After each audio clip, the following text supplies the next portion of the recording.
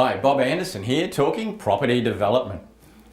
I'm often asked the question, how much money do I need to get into property development?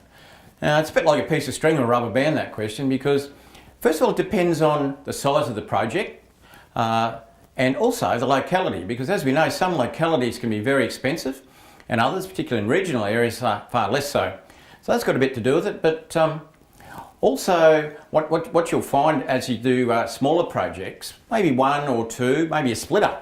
Maybe it's a simple 1 into 2 lot subdivision, or 1 into 3, or perhaps dropping a house in the backyard behind another house, or a granny flat, that sort of thing. You can finance that through normal retail finance, what we call retail finance, your normal banks. And you'll find you'll have to put in about 20% or perhaps as high as 25% of your total costs. That's your equity, that goes in first, and then the bank follows up with their loan.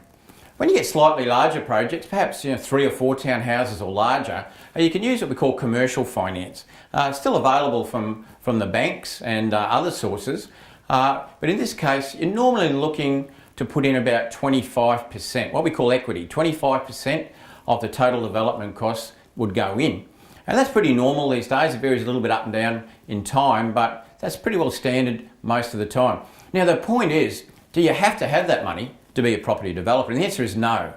The reason for that is that I teach a number of creative strategies that you can employ to do property developments, whether you have money or no money or a little money, it doesn't really matter. Things like joint ventures with money partners, joint ventures with landowners, capital raising, those sorts of things, where you can do successful, highly profitable projects with little money or even no money of your own. I'm Bob Andersen. I'll catch you shortly.